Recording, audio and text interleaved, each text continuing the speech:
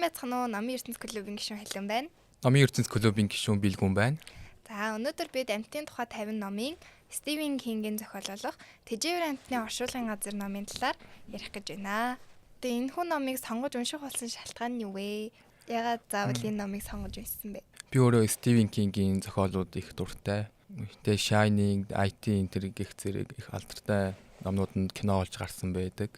Pet Sematary-г нарай уншиж амжаагүйсэн болохоор энэ унших сайхан боломж олцсон гэж бодож байна. За Стивен Кинг маань болохоор өөрөө ийм өөрийн гэсэн тэм категоритой тэм зохиолчтой тийм ээ, дандаа ийм аимшигын зохиол бичдэг. Чи өөрөө тэм зүйл сонирхолтой юу? Тэг их дуртай. За тэгээд Pet Sematary болохоор уншиж амжаагүй явж байгаад уншсан гэдгийгсэн шүү дээ. Тэгвэл ингээд гарч байгаа үйл явдал те бичин хэв маяг гэж таны сэтгэлийг татаж чадсан уу? Одоо сэтгэл чинь хэр хөдөлчихсэн бэ? Уншиж явах явцад ямар сэтгэлтэй байсан бэ? Их асуулт төрүүлсэн сонирхолтой нууцлаг байж чадсан. Жохон сэтгэлийн дарамттай, айдас хүргэм. Хүний сэтгэлийн гүн рүү их өнгийж чаддаг нь таалагдсан.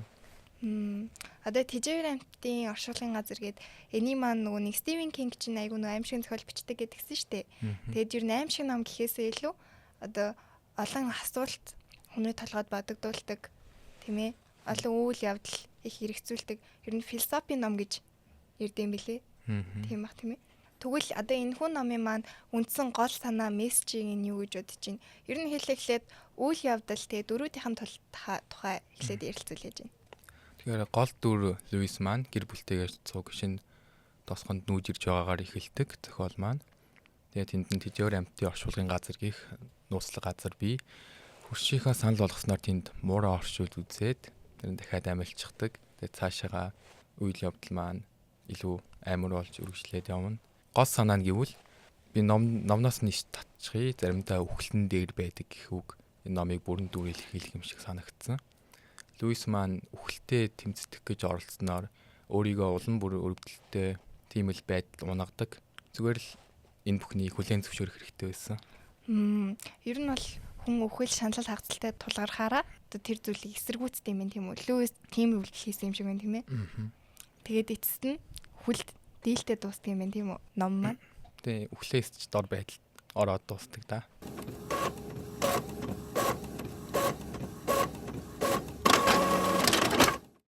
Тэгвэл одоо энэ хүү номын маань хамгийн одоо айц төрүүлэн хэсэг нь юу байсан бэ? Эсвэл хамгийн их сэтгэл үлдээсэн ч юм уу? Ой тоонд чинь ингээ бууж үлдсэн тийм хэсэг нь юу байв? Луисийн 4-5 настай хүүн машин дариулаад өгчөгдөг нь их зүрх төсөм өвтгөн байсан. Зүгээр л ямар ч гим зэмгүй тэр жоохон аим санаандгүй байдлаар ингээд л хорвоогоос арилна гэдэг их гонхтой санагдсан. Ямар гонхтой юм бэ? Луис анх оршуулгын газар оршуулад тэгэд амьдсан гэж ирсэн шүү дээ. Тэр ер нь бол тэр оршуулгын газар амьлуулдаг гэсэн үг. Одоо оршуулгын газрын талаар жоохон дэлгэрэнгээ яриач. Тэнд өгсөн ямар нэг амьд биеийг оршуулах юм бол буцаад амьлдаг. Гэхдээ өмнө байсан шиг байхгүй, илүү зэрлэг түрэмгий болсон байх болно. Амьлсан ч гэсэн үү? Одоо тэгэж амьлснараа ямар хор нөлөөтэй вэ?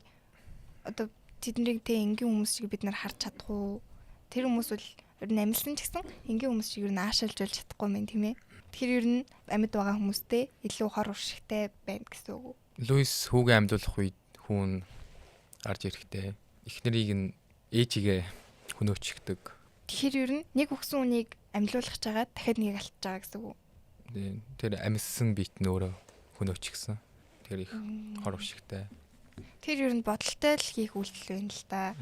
Гэхдээ ер нь Луис бол анханасаа тийм үйлдэл болно гэж төсөөлөг байх тийм ээ. Тэгээ огтхон ч төсөөлөг тэр зүгээр л хэдий тэгээ Луис ном дээр өөр гардаг л та Луис өөрөө их эргэлзэж их тунгааж ботсон.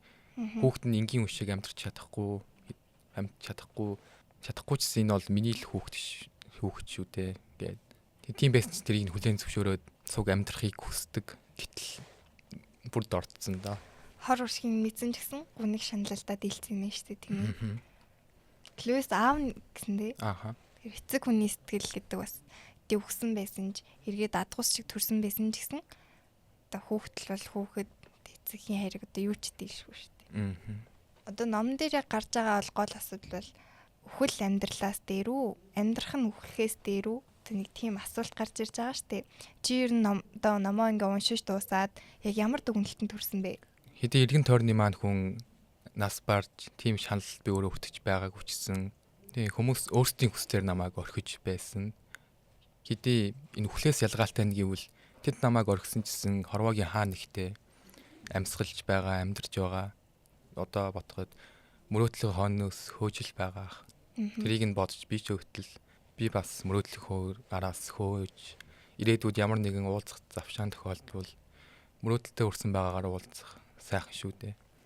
Харин номны хувьд энэ дөрүүдийн хувьд гэвэл хоёр биенээ хүлээн зөвшөөрж дотонсон хайрлсан хүмүүс өөрсдийн хүслээр биш гадны хүчин зүйлээр бие биенээ ингэж орхих шаардлага гарч байгаа нь их амар сэтгэл төрүүлсэн.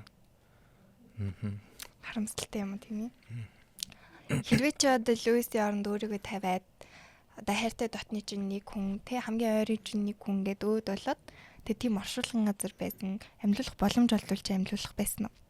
Бидний үхлийг хүлээн зөвшөөрч амьдардаг цорын ганц шалтгаан бол бид нэр үүнийг болиулах арга чарга байхгүй болохоор л үүнтэй дасан цогцож амьдардаг. Хэрвээ хэдий эрсдэлтэй чсэн сайн мэдхгүй чсэн тийм боломж багч болтгой олцсон бол ижлэгэн л үйл гарах байсан байх. Тэгэхээр эцэстэй хүн гэдэг чинь бас сэтгэл зүрхэн дэлдэг сэтгэлийн амт шүү дээ. Та сайхан дүгнэлт хийлээ. Чи өөрөө амтнд хийжээдэг үү? Үгүй ээ. Нэрээ дараагийн уралдаа маань юугаар болох ч байгааг мэдсэн үү? Байгаль орчинтой холбоотой. Яг зөв. Бид нар дараагийн 50 номын жагсаалтаа байгаль экологийн чиглэлээр гаргах гэж байгаа. Хэрвээ та саналаа ирүүлэхийг хүсэх юм бол номын ертөнд нээлттэй Facebook хуудсын комент хэсэгт хандаарай. Нэрээ номоо худалдаж авч уншилгүйгээр аудио ном сонсож хийсэн гэж сонссон. Тэгээ хугацааг давчиг үтсэн байсан болохоор би зураг зурнгаа номоо сонсоход илүү амар гэж бодсон. Дээрээс нь би өөрөө зураг зурж байхдаа сонсдог ном сонсох дуртай. Тэгэхээр тэнцэндээ зураг зурсан бүтээлээр оролцсон гэсэн үг үү? Аха. Өнөөдөр нэг нэмэлт мэдээлэл дуулгахад манай клубын зүгээс орон даяар бүх ерөнхий боловсролын сургуулиудыг номын клубтэй болгож тэгээд номын ертөнц клубтэй шинээр гишүүн элсүүлж байгаа мэлээ. Хэрвээ сургууль дээр номын клубтэй болох сонирхолтой мөн номын ертөнц клубуд маань шинээр элсхийг хүсвэл доорх дугаараар бидэнтэй холбогдоорой. Нэр сая амттын тухай 50 номын уралдаанд ороод Азтай тавраас бэлэг авсан гэж сонссон. Баяр хүргэе. Баярлаа. Ер нь яагаад Азтай савар чамайг сонгож бэлэг өгсөн гэж бодож юм? Тэр хүнтэй очиж уулзаад ингэж хэлсэн. Хүний нүдэнд их тод харагдсан гэж хэлсэн. Дээрс нь их гой зурсан байсан гэсэн. Тэр нэг шалтгаан болж байгаа. Ер нь бүтээлээрээ шинэл авсан гэсэн юм биш үү, тийм ээ? За энэ хүүд хижээвэр амтны оршуулгын газар номын талаар бидэн жаахан ч гэсэн мэдээлэлүүлж, тийм ээ? Өөр хүүхдүүдэд ч бас унших сэтэл өгсөн баярлалаа. Тэгээд өнөөдрийн подкаст маань энэ хүрээ дуусч байна. Дараагийн дугаараар уулзлаа. Түр баяртай. Баяртай.